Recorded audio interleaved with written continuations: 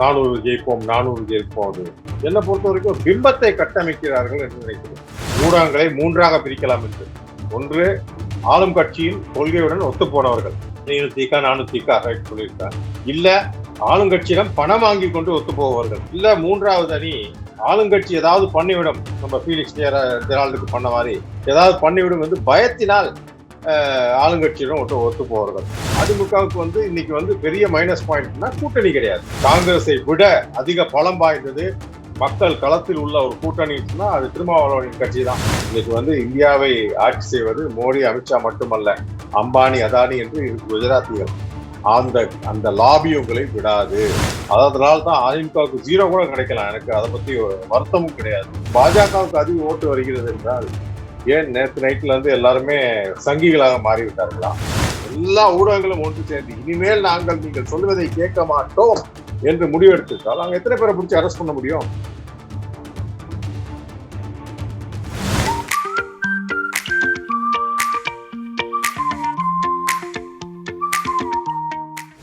தமிழகத்தின் தலைசிறந்த கல்வி நிலையங்கள் சங்கமிக்கும் நாமக்கல்லில் ஒரு புதிய சகாப்தம். மதரசா கல்வியுடன் இணைக்கப்பட்ட மாபெரும் கல்வி நிலையம் ஆலிம் இஸ்லாமிக் இன்டர்நேஷனல் ஸ்கூல். 6ஆம் வகுப்பு முதல் 12ஆம் வகுப்பு வரை மொத்தம் 7 ஆண்டுகளில் ஆலிம் ஹாஃபில் பாடத்துடன் சர்வதேச தரத்திலான பள்ளி படிப்பு. சிறு வயது முதலே போட்டித் தேர்வுகளுக்கான சிறப்பு பயிற்சி வகுப்பு. உயர்கல்விக்காக பன்னாட்டு கல்வி நிறுவனங்களுடன் ஒப்பந்தம். விளையாட்டு மற்றும் தற்காப்பு கலைக்கான பயிற்சி வகுப்புகள். மாணவர்களுக்கு இயற்கையான சூழலில் தங்கும் விடுதி, சத்தான உணவு, அன்பான உபசரிப்பு. For admission, contact 8940078678. நவரசி தமிழ் நேயர்களுக்கு அன்பு வணக்கங்கள். அரசியல் விமர்சகர் முரளிதரன் சிவலிங்கம் நம்முடன் இணைந்திருக்கிறார். அவரை வரவேற்போம். சார் வணக்கம். வணக்கம். வணக்கம் சார். எக்ஸிட் போல் என்று சொல்லக்கூடிய தேர்தலுக்கு பிந்தைய கருத்து கணிப்புகள் வெளியாயிருக்கு. அது அதிகமாக பாஜக பெருமளவில் வெற்றியடையும், மீண்டும் 3வது முறையாக இந்தியா பாஜகவின் வசமாகிறது என்று முடிவுகள் வெளிவந்திருக்கு. இந்த முடிவுகளை பற்றி உங்களுடைய கருத்து என்ன சார்? எந்த ஒரு ஆட்சியும், அது தமிழ்நாடா இருக்கட்டும், எந்த ஒரு நாடா இருக்கட்டும், தொடர்ந்து 2 தவறை முறைகள் அவர்கள் தொடர்ந்து ஆட்சியில் இருந்து விட்டால் அங்க கண்டிப்பா அந்த ஆன்டி இன்கம்பன்சி எதிர்ப்பலை இருக்கும். அந்த எதிர்ப்பலை மூலமாக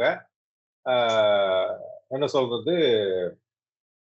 வாக்கு வங்கி குறையுமே தவிர அதிகமாகாது. என்னை பொறுத்த வரைக்கும் பாஜக ஒரு 230 சீட்டு ஜெயிக்கும். அவனுடைய கூட்டணிகள் கட்சிகள் எல்லாம் சேர்ந்து ஒரு 40 ஜெயிக்கும்.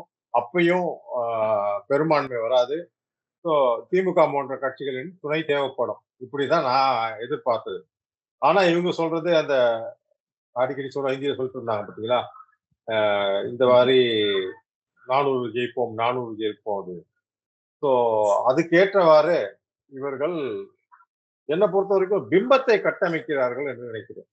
இதன் பின்னால் கண்டிப்பாக ஒரு சூது இருக்க வேண்டும். ஏனென்று கேட்டால், நீங்க திடீர்னு ஒரு 400 சீட் சொல்லிட்டு ஒரு 370 காமிச்சீங்கன்னா மக்கள்லாம் ஆச்சரியப்படும். பார்ப்பார், அவங்க சொன்ன மாதிரியே ஜெயிச்சு காமிச்சிட்டாங்க அப்படின்னு.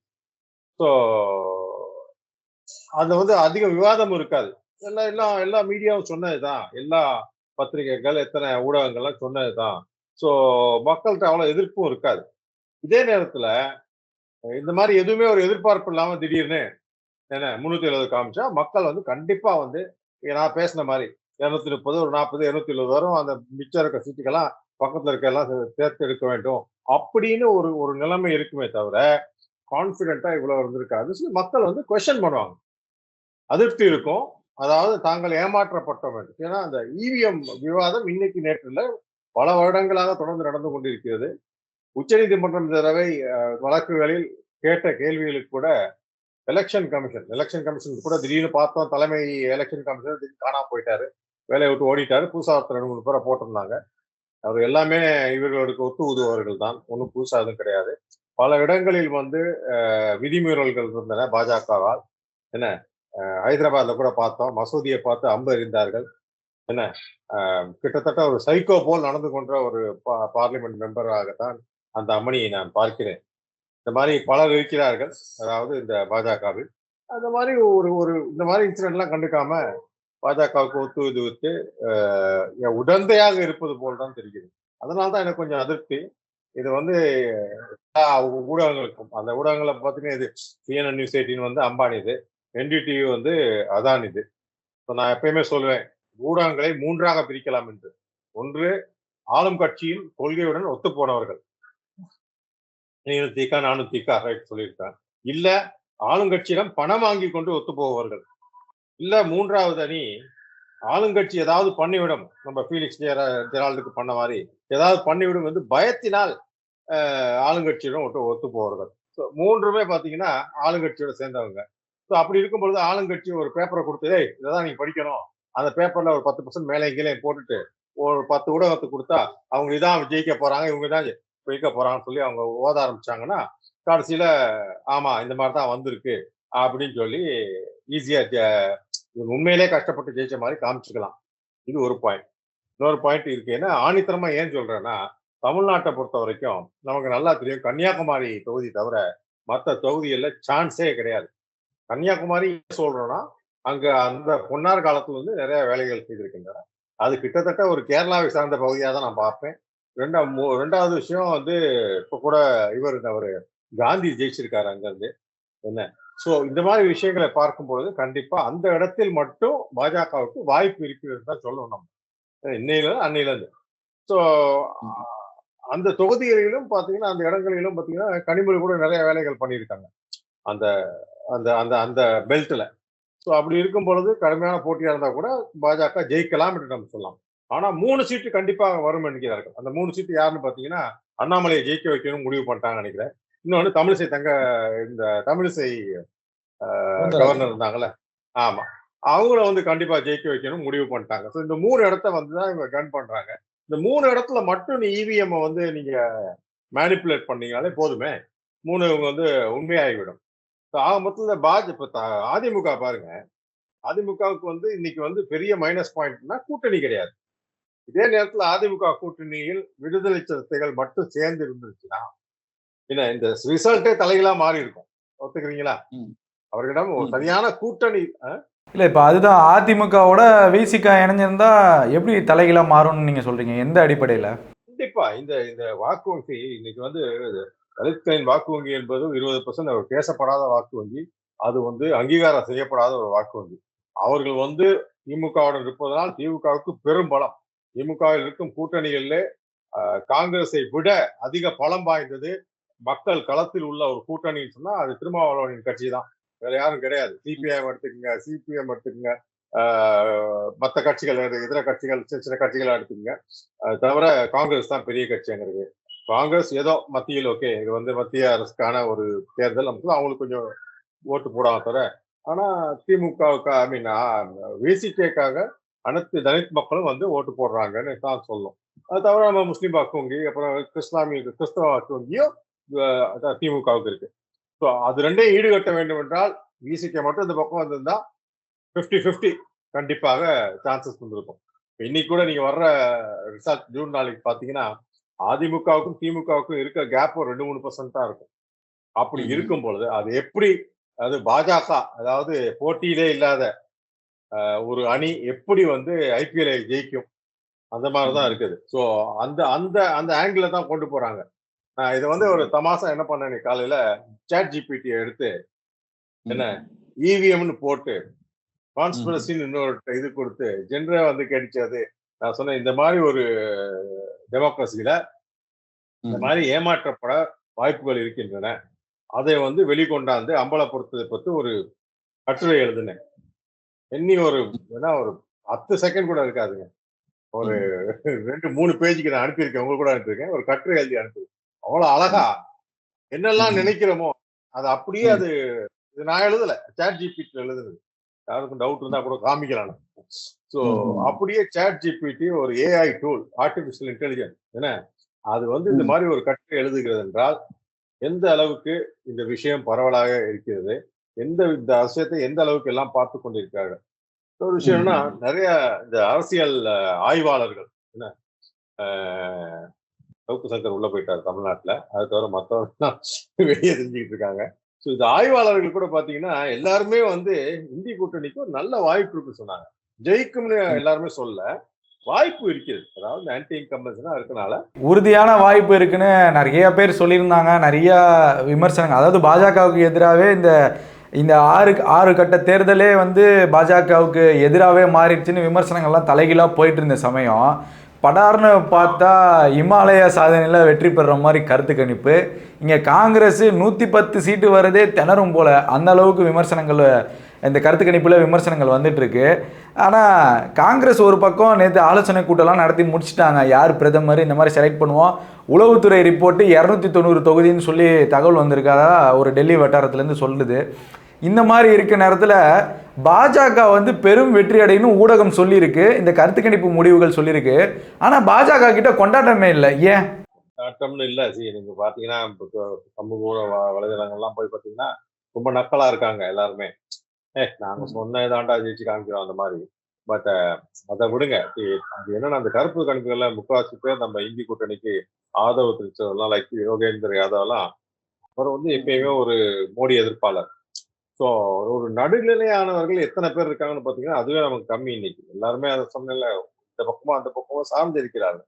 அப்படி இருக்கும் பொழுது அது ஒரு விஷயம் வந்து நான் வந்து ஓகே, நான் வந்து யாரும் அந்த மாதிரி சொன்னா கூட கொஞ்சம் கொஞ்சம் உப்போட சேர்த்து தான் எடுத்துக்கொண்டு தெரிய நேரா பேஸ் வேல்யூல எடுத்துக்க மாட்டேன். பட் பொறுத்த வரைக்கும், அதாவது நாங்கெல்லாம் வந்து ஒரு பெருசா கம்பட்டம் அடித்துக் கொள்வதில்லை. நாங்கெல்லாம் செஃபாலஜிஸ்ட், அதாவது அரசியல் ஆய்வாளர் அப்படின்னு.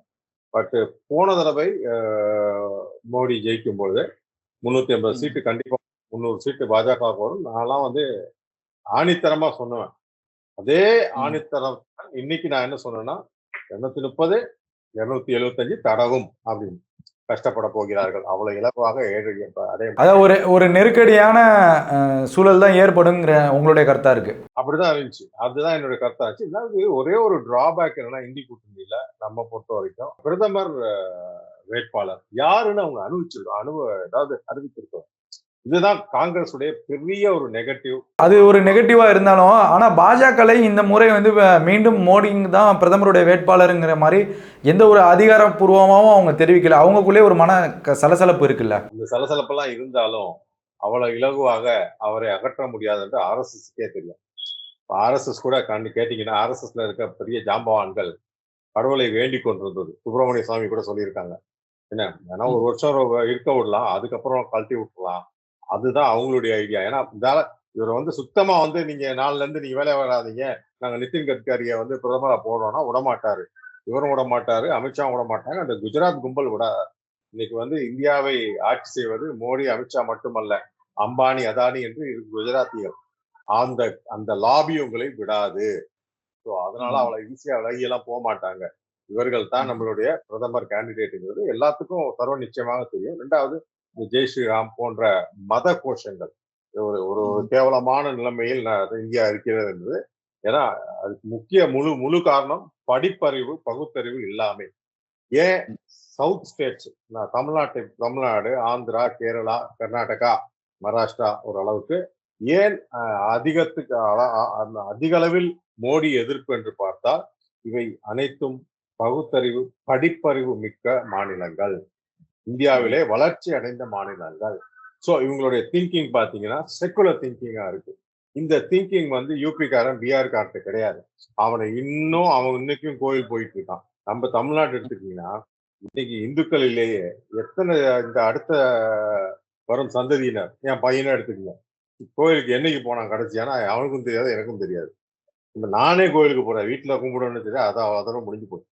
இந்த மாதிரி இருக்கும் பொழுது எங்களுக்கெல்லாம் வந்து இந்த இறை வழிபாடுங்கிறது ஓகே, அந்த ஒரு ஒரு மதத்துல பிறந்துட்டோம், அதுக்கேற்ற சம்பிரதாயமா பார்க்கணுமே தவிர அதை வைத்து ஒருவரை வேறுபடுத்துவதோ வெறுப்பதோ இது எங்களிடம் கிடையாது. இதனால்தான் சவுத் இந்தியாங்கிறது இந்துக்கள் அதிகமாக இங்கேயும் இருக்கிறார்கள். அப்படி இருந்தும் எந்த ஒரு மத வேறுபாடும், மத நல்லிணக்கத்துக்கு எதிராக எந்த ஒரு பிரச்சனையும் நடப்பதில்லை. ஆனால் படிப்பறிவு, பகுத்தறிவு இல்லாத உத்தரப்பிரதேசம், பீகார், ஒரிசா, ஏன் ராஜஸ்தான் கூட எடுத்துங்க, ராஜஸ்தான், குஜராத், இந்த மாநிலங்கள் என்னை பொறுத்த வரைக்கும், இதுதான் நம்ம செந்தில் எம்பி வந்து ரொம்ப கேவலமாக கௌமுத்ரா மாநிலங்கள் அப்படின்ட்டாரு. அது வந்து உண்மையில கிட்டத்தட்ட அப்படிதான் இருக்கும். அங்கெல்லாம் பாத்தீங்கன்னா அங்கதான் என்ன பீஃப்னு வார்த்தை சொன்னாலே அடிக்கிறானுங்க. பீஃபை வந்து சாப்பிட்டா சொன்னா கொண்டுறானுங்க. என்ன அப்படி இருப்பவர்கள் அந்த அளவுக்கு ஒரு வெறி ஒரு பகை ஏற்படுவதற்கு இன்றைக்கு ஒரு தேவை இருக்கிறது என்றால் கிடையாது. முகலாயர்கள் இந்தியாவை ஆண்டது நூற்றுக்கணக்கான வருஷங்களுக்கு முன்னாடி. வெள்ளையன் அதுக்கப்புறம் ஆண்டான். என்ன வெள்ளையன் மேல கூட அந்த அளவு உங்களுக்கு எல்லாம் ஒரு வெறுப்பு கிடையாது. ஆனால் முகலாயர்கள் மேல் அதிக வெறுப்பு. இந்த மாதிரி விஷயங்களை வைத்து ஒரு போலியான பிம்பத்தை, அதாவது மத 80% இந்தியால வந்து இந்துக்கள் இருந்தாலும் இந்துக்கள் வந்து அபாயத்தில் இருக்கிறார்கள், நாங்கள் இல்லை என்றால் இந்துக்களை வந்து சுத்தமாக ஒழித்து விடுவார்கள் காங்கிரஸ் என்று. இதுக்கேற்ற மாதிரி காங்கிரஸும் அதுக்கு மறுப்பு தெரிவித்து அதை முன்னெடுத்து செல்வதே இல்லை. அவர்களும் கொஞ்சம் இல்ல இல்ல இல்ல அப்படின்னு சொல்லிட்டு தவிர ஒரு ஆணித்தரமாக அவங்களும் கொஞ்சம் ஒத்துழைப்பு தர மாதிரி தானே நடந்துக்கிறாங்க. ஆமா, அவங்களும் பாத்தீங்கன்னா கடைசியில ஆமா எங்களுக்கு இந்துத்துவா தான் முக்கியம் அந்த மாதிரியான சில இடங்களை வந்து அவங்க நடந்துக்கிறாங்க. அது ஒரு முட்டாள்தனமான போக்கு. என்னை பொறுத்த வரைக்கும் இந்த எலெக்ஷனை பொறுத்த வரைக்கும் அவங்க வந்து ஒரு சசி தரூர் மாதிரி ஒரு இன்டர்நெக்சுவல முன்னிறுத்தி இவர்தான் என்னுடைய பிரதமர் வேட்பாளர் அப்படின்னு சொல்லியிருந்தீங்கன்னா வேற விதமா போயிருக்கு. ஏன்னா நமக்கு நல்லா தெரியும் அந்த அளவு இன்டெலிஜென்ஸ், அந்த அளவு இன்டெலெக்சுவாலிட்டி பிஜேபியில எந்த அமைச்சரும் கிடையாது. அமைச்சரும் கிடையாது, ஐஏஎஸ் அதிகாரியும் கிடையாது, ஐபிஎஸ் ஐஎஃப்எஸ் அதிகாரியும் கிடையாது. இருப்பவர்கள் எல்லாம் ஜிஞ்சாக் அடிப்பவர்கள். நீதிபதியே நீதிமன்றத்தில் இருக்கும் நீதிபதியே தன் வேலையை ரிட்டையர் ஆனவுடன் கட்சியில போய் ஜாயின் பண்றாரு. அப்படி இருக்கும் பொழுது எங்க இருந்து உங்களுக்கு வந்து நீதி கிடைக்க போகுது? இந்த கருத்து கணிப்புல பார்த்தோம் அப்படின்னா பெரும்பாலுமான கருத்து கணிப்புகள் வந்து சில ஊடகங்களுடைய கருத்து கணிப்புகள் தோல்வியில தான் முடிஞ்சிருக்கு. பெரும்பாலும் தோல்வியில தான் முடிஞ்சிருக்கு. ஒரு சில விஷயங்கள், ஒரு சில ஆர்கனைசேஷன் ஊடகம் இணைந்து பண்ண கருத்து கணிப்பு வந்து துல்லியமான, அதாவது ரொம்ப துல்லியமாக கணிச்சிருக்காங்கலாம் சொல்ல முடியல. இது வரைக்கும் வரலாறு அப்படி தான் இருக்குது. அது ஒரு பக்கம் இருக்க, இந்த கருத்து கணிப்புக்கு தொடர்ந்து விமர்சனங்கள் இருக்குது. என்ன மாதிரியான விமர்சனங்கள் அப்படின்னா, ஹரியானாவில் வந்து 10 தொகுதி தான் இருக்குது, ஆனால் அங்கே பாஜக 16லேருந்து 19 ஜெயிக்கும்னு சொல்லி கருத்து கணிப்பு சொல்லியிருக்காங்க. இமாச்சல பிரதேசத்தில் வெறும் 4 தொகுதிகள் தான் இருக்குது, ஆனால் அங்கே பாஜக 6லேருந்து 9 தொகுதிகள் ஜெயிக்கும்னு சொல்லி ஊடகங்கள் வெளியிட்டிருக்கு. குறிப்பாக இது ஜி தொலைக்காட்சி வந்து இந்த கருத்து கணிப்பு வெளியிட்டிருக்காங்க. அதாவது ஒரு மாநிலத்தில் எவ்வளோ தொகுதி இருக்குன்னு கூட தெரியாதா ஒரு ஊடகத்துக்கு? இந்த விஷயத்தை எப்படி பார்க்குறீங்க? இந்தியா டுடேல கூட இந்த தப்பு பண்ணாங்க. நேற்று என்ன ஆச்சுன்னா, பாஜக 1லேருந்து 3 அதிமுக 0 இல்லாட்டி 2 கீழே டிஎம்டிகே நம்ம கேப்டன் விஜயகாந்தோட கட்சிக்கு அது ஒரு 0லேருந்து 2 போட்டிருந்தாங்க. ஆனா பேசையில 0-2 சொல்லி வெறும் அதிமுக பத்தி தான் பேசினாங்க, கூட்டணியை பத்தி பேசல. இதான் நான் சொன்னேன், விசிகே மட்டும் சேர்ந்து இருந்திருந்தால் பெரிய பலமாக அமைந்திருக்கும். இல்ல பாட்டாளி மக்கள் கட்சி, பாட்டாளி மக்கள் கட்சியை விட அதிக பலம் கொண்டது விசிகே. விசிகேயை பொறுத்த மட்டும் தன்னுடைய பலம் அறியாத ஒரு கட்சி. ஏன்னா பெரிய தவறுன்னு நினைக்கிறேன், திருமாவளவன் செய்யும் பெரிய தவறு என்னவென்றால், காங்கிரஸ் அளவுக்கு தங்களுக்கும் சீட்டுகளை சண்டை போட்டு வாங்க வேண்டும். எவ்வளவு நாள் தான் இன்னும் பிளாஸ்டிக் சேர்ல உட்காந்துக்கிட்டு இருக்கிறது? அவர்லாம் என்ன, அவருக்கு ஏற்ற மரியாதையை இவர்கள் கொடுக்க வேண்டும். அவர் இல்லை அதை சண்டை போட்டு வாங்கி பெற வேண்டும். இப்போ 10 சீட்டு கொடுத்தாங்கன்னா காங்கிரஸ்க்கு, அந்த 10 சீட்டு திமுக விசிகே கொடுக்க வேண்டும். ஏன்னா இந்த விசிகே ஒரு மாநாடு நடத்தினாங்க திருச்சியில, உங்களுக்கு தெரிஞ்சிருக்கும்னு நினைக்கிறேன். அதே நேரத்துல பல மாநாடுகள் திமுகவும் நடத்தியது. என்ன, திமுகவின் பட்டத்து இளவரசரான உதயநிதி ஸ்டாலின் கூட இல்ல, நம்ம இந்த கருத்து கணிப்புக்குள்ளேயே போலாம். அது ஒரே ஒரு சாம்பிள் தான். அதோட கம்பேர் பண்ணையில பார்த்தீங்கன்னா இந்த விசிகே மாநாடு பெரிய ஒரு சக்சஸ். ஸோ அதனாலதான் சொல்றேன், அந்த மாதிரி கட்சிகள்லாம் கரெக்டா அந்த அலையன்ஸ்ல எடுத்திருந்தாங்கன்னா அதிமுக இன்னைக்கு நல்ல ஒரு பொசிஷன்ல இருந்திருக்கலாம். அதனால தான் அதிமுகவுக்கு 0 கூட கிடைக்கலாம். எனக்கு அதை பத்தி வருத்தமும் கிடையாது. ஏன்னு கேட்டீங்கன்னா அந்த வித்தியாசம், அதிமுக திமுக வித்தியாசம் வந்து கிட்டத்தட்ட ஒரு 2-3% தான் இருக்க போகுது. இல்லை, அதுதான் இந்த ஊடகத்துடைய இந்த தவறுகளை, அதாவது மிக முக்கியமான தேர்தல் இது. ஒரு மாநிலத்தோட தேர்தல் கிடையாது, ஒரு ஒட்டுமொத்த இந்தியாவுக்குமான தேர்தல். இந்த தேர்தலில் இந்த மாதிரி தொகுதிகள் என்னன்னே தெரியாமல் அதிகப்படியாக பாஜகவுக்கு கொடுப்பது, இது ஒரு மோடியோட ஊடகமாக பிரதிபலிக்குதுன்னு நம்ம எடுத்துக்கலாமா? இல்லை இது ஒரு செட்டிங்கா? கிட்டத்தட்ட எல்லாமே அவங்க அடக்கி கொண்டிருக்கிறார்கள். அதுதான் உலக அந்த சில ஸ்தாபனங்கள் டெமோக்ரஸியை அளவிடும் பொழுது இது வந்து டெமோக்ரஸி இல்லை, அது டிக்டேட்டர்ஷிப், சர்வாதிகாரத்தை நோக்கி சென்று கொண்டிருக்கிறது. அதனுடைய அடுத்தபடிதான் சர்வாதிகாரம். நடுவில் வந்து ஆட்டோக்ரஸின்னு சொல்லிட்டு அந்த நிலைமையில் இருக்கிறது. இதேதான் பல ஊர்கள், ஐ மீன் நாடுகள். நீங்க ரஷ்யா எடுத்துக்கோங்க, போன்ற நாடுகளும் அப்படித்தான் சென்று கொண்டிருக்கின்றன. அதுக்கு ஒரு முக்கிய காரணம் என்னவென்றால், சீனா சர்வாதிகாரத்தினால்தான் இந்த அளவுக்கு முன்னேற்றம் அடைந்துள்ளது. அதாவது ஒரு 10 அடுக்கு மாடி கட்டடத்தை கூட 10 நாளில் கட்டி முடிக்கும் அளவுக்கு அவர்களுடைய விஞ்ஞானம் வளர்ந்திருக்கிறது. அவருடைய அறிவுத்திறன் வளர்ந்திருக்கிறது. ஸோ அந்த மாதிரி போவதற்கு ரொம்ப பிரைட்டான சான்ஸ். அதை தான் நாம் விலை கொடுத்து வாங்கி கொண்டிருக்கிறோம். இது வந்து எல்லாத்தையும் அவங்களுக்கு நீங்க வந்து ஃபார் எக்ஸாம்பிள் அதானியை எடுத்து எவ்வளவு ஊழல் இருந்தாலும் அதானிக்காக சட்டங்கள் திருத்தப்படுமே தவிர அவர் சட்டங்களால் தண்டிக்கப்பட மாட்டார். அதே தான் அம்பானிக்கும். நான் பல இடத்துல பேசியிருக்கேன். இந்த வனவிலங்கு ஒரு மிருகக்காட்சி சாலையெல்லாம் அமைக்கிறாங்க. அதெல்லாம் வந்து உங்களால வந்து டச் பண்ணவே முடியாது. ஸோ அப்படி இருக்கும் பொழுது எல்லா ஸ்தாபனங்கள் எலெக்ஷன் கமிஷன்ல இருந்து எல்லாத்தையுமே அவங்க கையடக்கி வைத்திருக்கிறார்கள். பல விஷயங்கள் பாழாய் போய் கொண்டிருக்கின்றன. ஃபார் எக்ஸாம்பிள் இந்த வந்தே பாரத் எக்ஸ்பிரஸுக்காக மற்ற எக்ஸ்பிரஸை எல்லாம் நாசம் செய்து விட்டார்கள். இன்னைக்கு அந்த எக்ஸ்பிரஸ்களில் போகும் மக்கள் மிகவும் அவதிக்குள்ளாகிறார்கள்.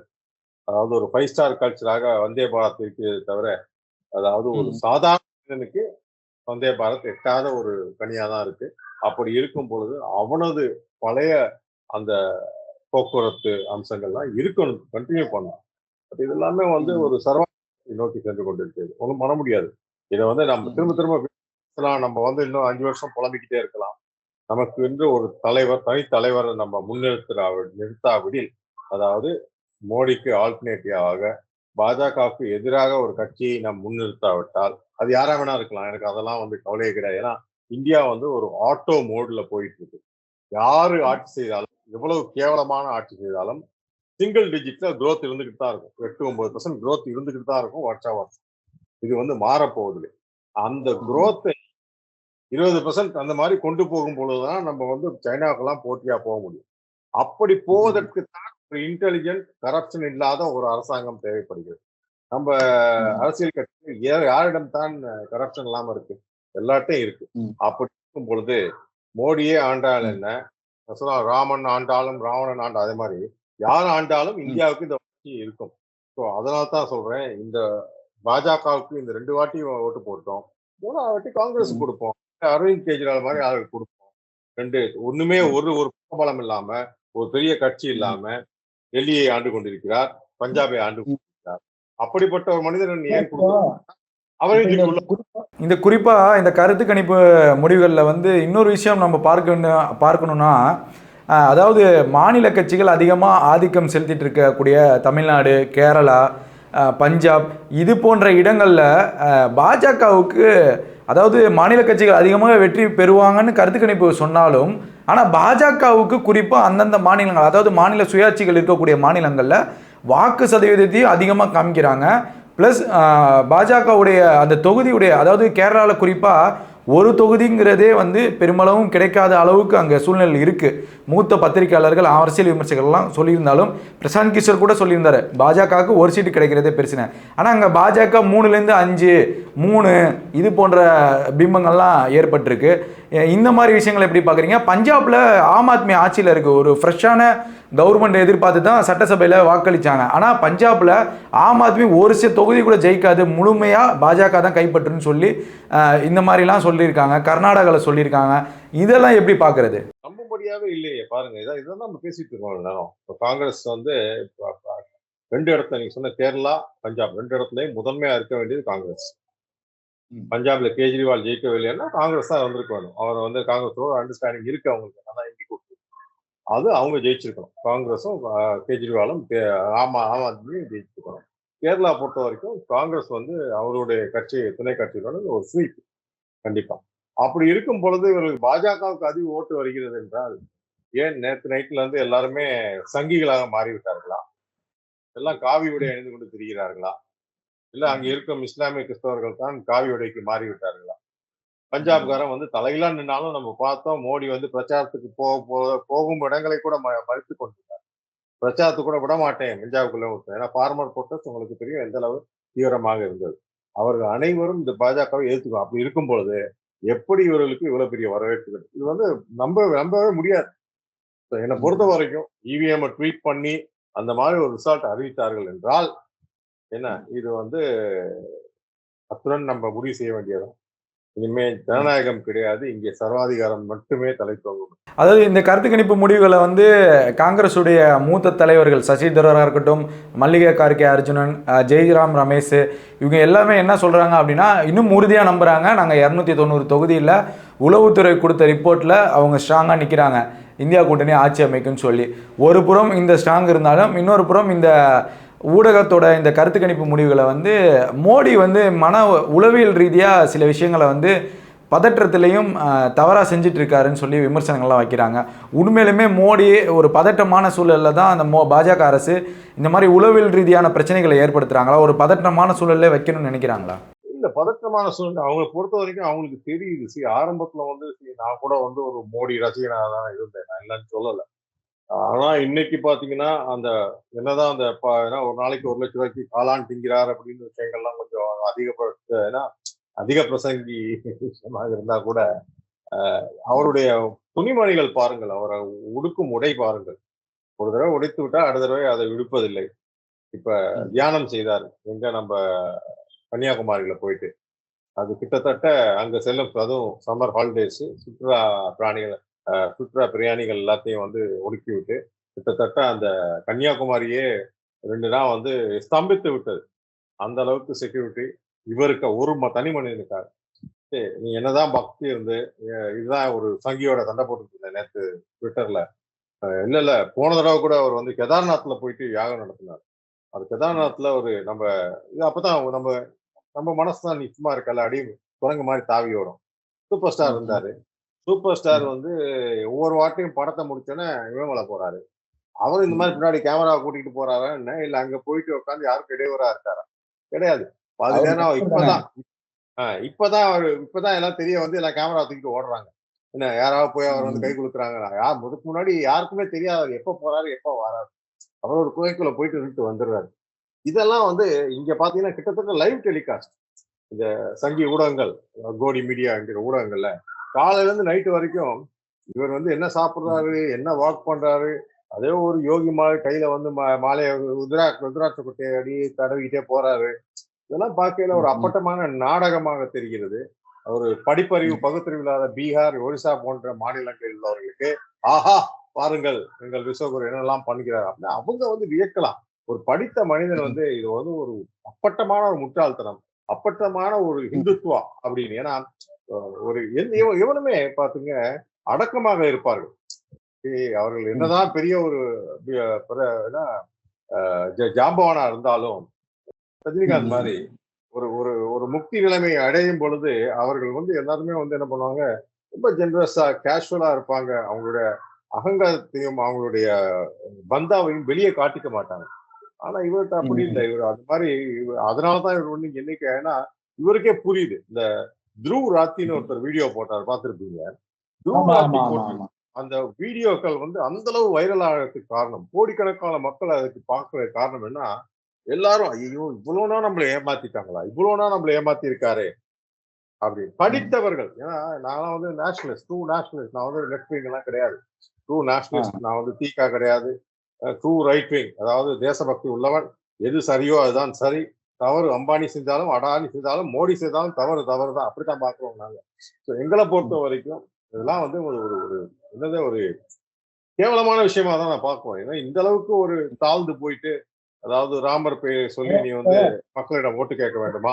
அதுதான் இந்த இடத்துல என்னன்னா, தேர்தல் கருத்து கணிப்புல வந்து சில ஊடகங்கள் வந்து பாஜகவுக்கு ஆதரவாகவும் சில ஊடகங்கள் வந்து காங்கிரஸ்க்கு ஆதரவாகவும் வெளியிட்டிருக்காங்க.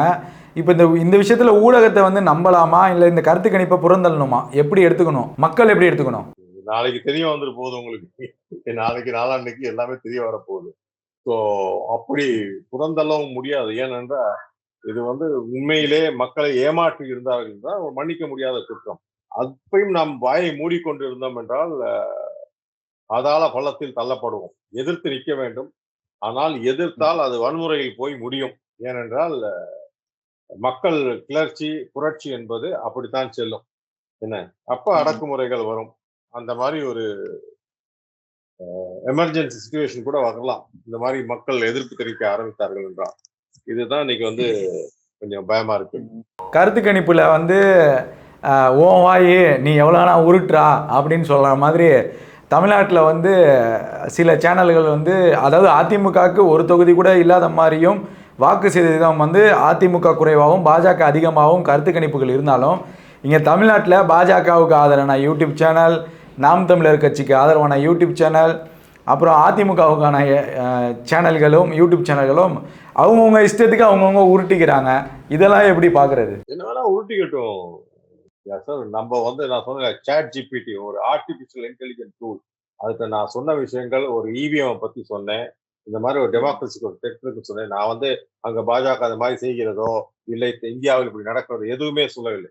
அது ஆர்டிபிஷியல் இன்டெலிஜென்ஸ் எப்படி வேலை செய்யுதுன்னா, பலவிதமான விஷயங்களை உள்ளெடுத்து அதை அனலைஸ் செய்து அது இருந்து ஒரு தொகுப்பை கொடுக்கிறது ஆர்டிபிஷியல் இன்டெலிஜென்ஸ். பொறுத்த வரைக்கும் மற்றவங்களுக்கெல்லாம் அந்த நான் அனுப்பின ரீசன் எல்லாத்துக்கும் நான் அனுப்பின காரணமே ஒரு ஆர்டிபிஷியல் இன்டெலிஜென்ஸ், அதாவது ஒரு ரோபோ. மக்களை விட ஒரு நுண்ணியமான வேலைகளை, அதாவது ஒரு அறுவை சிகிச்சை என்றால் ஒரு டாக்டர் வந்து 1 இன்ச் எக்ஸ்ட்ரா கூட கட் பண்ணிடுவாரு பிளேடை வச்சு. ரோபோ பண்ணும்போது அளவோட அழகாக கட் பண்ணி தான் அந்த எத்தனை சென்டிமீட்டர் கட் பண்ணி மில்லிமீட்டர் கட் அந்த அளவு கட் பண்ணி அந்த வந்து ஆபரேஷன் செய்யும். அந்த அளவு நுணுக்கமாக செய்யக்கூடியவை தான் அந்த ரோபோக்கள். அந்த ரோபோக்கள் வேலை செய்வதும் ஆர்டிபிஷியல் இன்டெலிஜென்ஸ். அதே ஆர்டிபிஷியல் இன்டெலிஜென்ஸ் சாட் ஜிபிடி இந்த கட்டுரையை எழுதியது. அதாவது இப்படிப்பட்ட ஒரு இவிஎம்மில் ஒண்ணுமே இல்ல, ஒரு வயர்லெஸ் சிப் இருந்தா போதும், அதை ரிமோட்டா கண்ட்ரோல் பண்ணி ஒரு ஒரு எலெக்ஷனே மாத்தலான்னு. இது வந்து நான் வந்து யூபியில இருக்கேன், பீகார்ல இருக்கின்ற போயிட்டு ஜெய் ஸ்ரீராம் சொல்லிட்டு கோயிலுக்கு போறோம் போய் சொல்லிட்டு இருந்தோம்னா அது தவிர வேற எதுவுமே தெரியாது அவங்களுக்கு. என்ன பீஃப்னு சொன்னா அடிக்கிறோம் போய் சொன்னா அவனுக்கு இது புரியவும் புரியாது. இதே ஒரு படித்தவர்கள் பகுத்தறிவுள்ளவர்கள் படித்தார்கள் என்றால் என்ன கண்டிப்பாக அவர்கள் எல்லாம் சிந்திப்பார்கள். அந்த சிந்தனை வந்து நாளைக்கு வந்து புரட்சியாக வெடிக்கும். அப்படித்தான் பார்க்கணும், வர வேற எதுவுமே பண்ண முடியாது. இது வந்து இப்போ இந்த கருத்து கணிப்போட முடிவுகளை பார்க்கும்போது என்னுடைய கருத்தாக இருக்கிறது என்னன்னா, பாஜகவுக்கும் காங்கிரஸுக்கும் போட்டி இல்லை, பாஜகவுக்கும் மாநில கட்சிகளுக்கும் தான் இந்த தேர்தல் போட்டியாக இருக்குங்கிற மாதிரி தான் இந்த கருத்து கணிப்போட முடிவுகள் என்னுடைய பார்வையில் இருக்கு. அது அப்படிதானா? ஆமா, அப்படித்தான். ஒவ்வொரு ஸ்டேட்டையும் வந்து ஸ்டேட்ல வந்து தாங்கள் ஆட்சி செய்து கொண்டிருக்கிறோம் என்றால் பிரச்சனை கிடையாது. அப்படி ஆட்சி செய்யாத பட்சத்தில் திமுக கட்சினா திமுக எந்த அளவு குறை சொல்ல முடியுமோ அந்த அளவு குறை சொல்ல போயிட்டு தாக்கப்பட்டு அப்படி ஒரு பிம்பத்தை தான் கட்டமைத்து வருவார்கள். இல்ல முடிஞ்சா அவங்களை 4 பேரை பிடிச்சி உள்ள போடுவாங்க. அவங்களுக்கு ஜாமீனும் கிடைக்காது. 1 வருஷம் ஆனா 2 வருஷம் ஆனாலும் என்ன. இப்ப பாருங்க, கேஜ்ரிவாலுக்கே வந்து உச்ச நீதிமன்றம் அவருடைய வழக்கை எடுத்துக்கொள்ளவே யோசிக்கிறது. அந்த அளவுக்கு அழுத்தம் எங்கேயோ இருந்து வருகிறது என்றுதான் அர்த்தம். இல்லைன்னா பெட்டிஷனை போட்டா வரும். ஒரு ஒரு ஒரு ஆட்சியில் இருக்கும் ஒரு முதலமைச்சர் இந்த மாதிரி ஒரு பெட்டிஷனை போறாரு, என்னுடைய இதை கொஞ்சம் எக்ஸ்டெண்ட் பண்ணி கொடுங்க பெயில் அப்படின்னு. இதே உச்ச நீதிமன்ற தலைமை நீதிபதி என்ன சொன்னார்னா, கீழே இருக்கும் கோர்ட் எல்லாம், அதாவது ஹைகோர்ட் கீழே இருக்கும் கோர்ட்டுகள் எல்லாம், மாநில கோர்ட் எல்லாம் வந்து jail is the exception, bail is the நார்ம்னு இருந்துச்சு. அது தலைகளாக மாறி ஜெயிலுக்கே அனுப்பிக்கிட்டு இருக்காங்க. இவங்க வந்து பெயிலுங்கிறதே கன்சிடர் பண்ண மாட்டேங்கிறாங்க. ஏன்னு கேட்டோம், கண்டிப்பா ஆட்சி செல்பவர்களும் அழுத்தம் தான். அதனால ஹைகோர்ட்லயும் சுப்ரீம் கோர்ட்லயும் அத்தனை பெயில் அப்ளிகேஷன் கிடக்குது. வருத்தப்பட்டவர். அப்படி இருக்கும் பொழுது ஒரு முதலமைச்சருக்கு பெயில் கொடுப்பதில் என்ன பிரச்சனை? அதுவும் அந்த பிஎம்எல்ஏ ஆக்டை 2018 அமெண்ட் பண்ணாங்க. அமெண்ட் பண்ணி இங்க சார்ஜ் ஷீட்டே இல்லாம அவர் எத்தனை வருஷம் வேணாலும் உள்ள வச்சிருக்கலாம். அந்த அளவுக்கு கொண்டாண்டாங்க. நம்ம குண்டாஸ் கூட பாருங்க, 1 வருஷம் எதுவுமே பண்ணாம சும்மா சந்தேகத்தின் பேரே உள்ள வச்சுக்கலாம். அதுக்கு ஒரு குழு இருக்கு. அந்த குழு வந்து ஆமா குண்டாஸ்ல வந்து வைக்க வேண்டியவர் தான் சொல்லிட்டா போதும், உள்ள வச்சுட்டே இருப்பாங்க.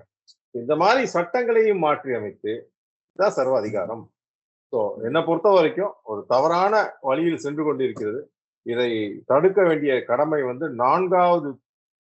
ஜனநாயகத்தின் 4வது தூணான ஊடக பத்திரிகைகளுக்கு இருந்த கடமை இன்று வந்து அழிந்து விட்டது என்றுதான் சொல்ல வேணும். அவர்கள் ஒத்து ஊதுவதால் இப்ப கூட ஒன்றும் லேட் ஆகல. எல்லா ஊடகங்களும் ஒன்று சேர்ந்து இனிமேல் நீங்கள் சொல்வதை கேட்க மாட்டோம் என்று முடிவெடுத்துட்டால் அங்க எத்தனை பேரை பிடிச்சி அரெஸ்ட் பண்ண முடியும்?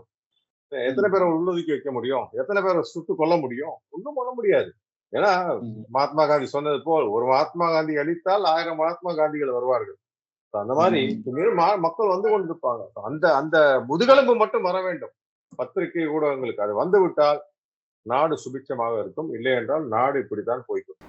இவ்வளோ கடுமையான விமர்சனங்கள் இருந்தாலும் அருணாச்சல பிரதேசத்தில் சட்டப்பேரவை தேர்தலுக்கான முடிவுகள் வந்து வெளியாயிருச்சு. அதுலேயும் பாஜக அமோக வெற்றி பெற்றிருக்காங்க. காங்கிரஸ் ஒரு இடத்துல கூட வெற்றி பெறலை. இறுதியாக இந்த கருத்தை சொல்லி முடிச்சுக்கலான்னு நான் நினைக்கிறேன். இவ்வளவு விமர்சனங்களுக்கு மத்தியிலும் ஒரு மாநிலத்தில் அமோக வெற்றி பெற்றிருக்கு பாஜக. இந்த கருத்து கணிப்பு முடிவுகளையும் பல விமர்சனங்களும் பல எதிர்ப்புகளும் இருந்தாலும் ஒரு பெரிய வெற்றியாக இது பார்க்கப்படுது. இதோட முடிச்சுட்டு இதுக்கான கருத்தை நீங்கள் சொல்லிவிட்டு இதோட இந்த நேர்காணலை முடிச்சிடலாம்னு நினைக்கிறேன்.